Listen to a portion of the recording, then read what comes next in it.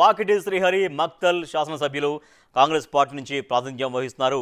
ఇటీవల రాష్ట్ర మంత్రివర్గంలో చోటు సంపాదించుకున్నారు, మంత్రిగా కొనసాగుతున్నారు. మహబూబ్ నగర్ పార్లమెంట్ నియోజకవర్గ పరిధిలోకి వస్తుంది మక్తల్ అసెంబ్లీ కాన్స్టిట్యున్సీ. ఇక్కడ కాంగ్రెస్ నుంచి పోటీ చేసిన వాకిటి శ్రీహరి గెలిచారు. బీఆర్ఎస్ నుంచి చిట్టెం రామ్మోహన్ రెడ్డి పోటీ చేశారు. అయితే 2023 ఎన్నికల్లో వాకిటి శ్రీహరికి వచ్చిన మెజారిటీ ఎంత, ఓటింగ్ షేర్ ఎంత చూద్దాం. వచ్చిన మెజారిటీ 17,525 ఓట్ల మెజారిటీతో విజయం సాధించారు.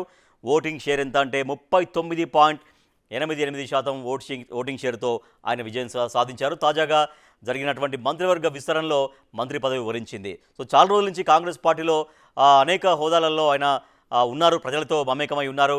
కానీ ఫస్ట్ టైం ఎమ్మెల్యేగా గెలిచారు. ఫస్ట్ టైం ఎమ్మెల్యేగా అసెంబ్లీలో అడుగుపెట్టిన మొదటిసారే ఆయనను మంత్రి పదవి వరించింది. ఇప్పుడు మక్తల్ నియోజకవర్గంలో వాకిటి శ్రీహరికి జనాదరణ ఎంత ఉంది, ఆయన పనితీరు పైన ఏమనుకుంటున్నారు, జనం ఎటువంటి ఒపీనియన్తో ఉన్నారు శ్రీహరి పర్ఫార్మెన్స్ పైన, అసలు అసెంబ్లీకి ఎన్ని రోజులు హాజరయ్యారు, అసెంబ్లీ జరిగింది 55 రోజులైతే ఆయన హాజరైంది 54 రోజులు, అంటే కేవలం ఒకే ఒక్క రోజు ఆయన హాజరు కాలేదు, అసెంబ్లీకి యాబ్సెంట్ కనిపిస్తోంది. ప్లస్ పాయింట్స్ ఏంటి, మక్తల్ నియోజకవర్గ ప్రజలు వాకిటి శ్రీహరి గురించి ఎటువంటి ప్లస్ పాయింట్స్ చెప్పారు బిగ్ టీవీ సర్వేలో?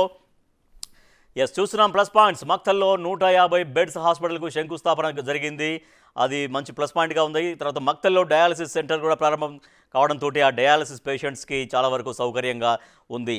ఉటుకూరు మక్తల్కు కొడంగల్ లిఫ్ట్ ప్రాజెక్టుతో చాలా వరకు మేలు జరుగుతుంది.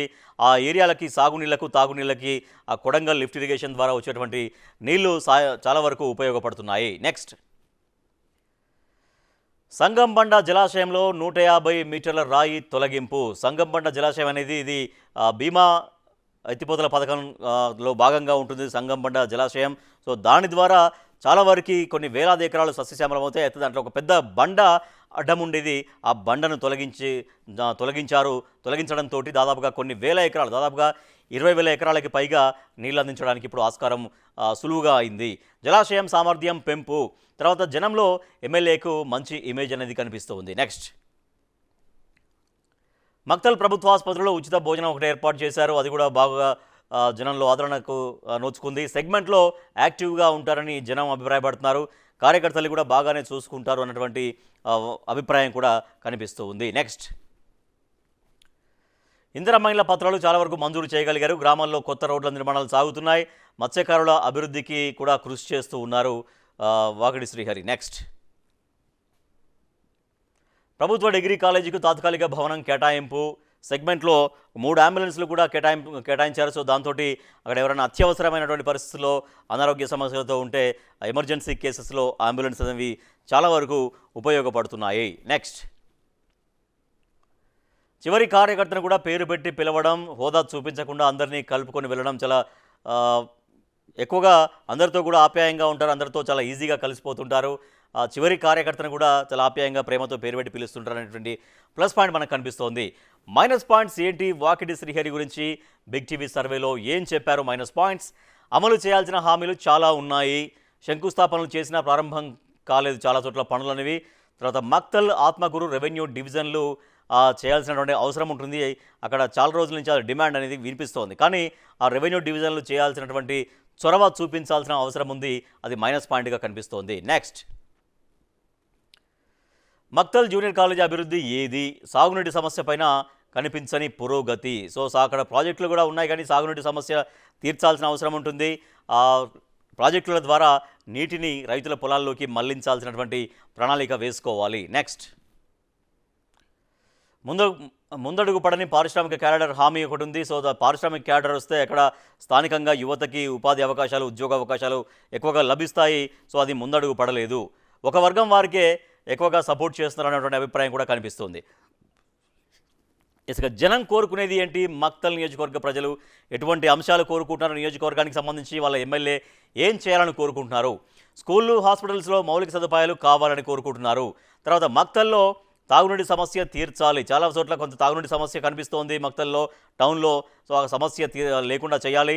అలాగే మక్తల్కు కోర్టు, ఫైర్ స్టేషన్ మంజూరు చేయించాలి అనేది కూడా జనం కోరుకుంటున్నారు. Next, Maktal Gadwal main road పూర్తి చేయాలి, దాదాపుగా ఒక 60 కిలోమీటర్లకు పైన ఉంటుంది ఆ మెయిన్ రోడ్డు. సో అది మెయిన్ రోడ్డు పూర్తయితే రవాణాకు మరింతగా ఈజీగా మారుతుంది. అలాగే మక్తల్ నారాయణపేట లింక్ రోడ్లు బాగు చేయాలి. సో ఇది కూడా ఒక 35 కిలోమీటర్ల రోడ్డు ఉంటుంది ఆల్మోస్ట్గా. ఆ లింకు రోడ్లు చాలా వరకు ఇబ్బందికరంగా ఉన్నాయి. వాటిని బాగు చేయాల్సిన అవసరం ఉంది. తద్వారా ఈజీగా ప్రయాణానికి అవకాశం ఉంటుంది. ఇక ప్లస్ పాయింట్స్ ఏంటో చూసాం, మైనస్ పాయింట్స్ ఏంటో చూసాం. జనం ఏం కోరుకుంటున్నారు మక్తల్ నియోజకవర్గ ప్రజలు, ఎమ్మెల్యే అఫ్కోర్స్ మంత్రి వాకిడి శ్రీహరి దగ్గర నుంచి. సో మరి స్కోర్ ఏంటి అంటే రిజల్ట్, ఎటువంటి రిజల్ట్ వచ్చింది బిగ్ టీవీ సర్వేలో చూద్దాం. రిజల్ట్ చూస్తున్నాం. అనుకూలం 48%, వ్యతిరేకం 29%, తటస్థం 23%. సో మన అనుకూలతనే ప్రామాణికంగా తీసుకుంటాం కాబట్టి అనుకూలం అయితే వ్యతిరేకత కంటే తటస్థం కంటే ఈ సమయానికి ఎక్కువగానే ఉంది, 48% ఉన్నది. కానీ ఇంకా రాబోయే రోజుల్లో మక్తల్ నియోజకవర్గ ప్రజలు చాలా వరకు అభివృద్ధి కోరుకుంటున్నారు. సో మీరు మంత్రిగా కూడా ఉన్నారు కాబట్టి ఇంకా అభివృద్ధి ఫలాలు నియోజకవర్గానికి మరింతగా అందించే అవకాశం సహజంగానే ఎక్కువగా ఉంటుంది కాబట్టి ఆ రకంగా ఫోకస్ చేయాలి.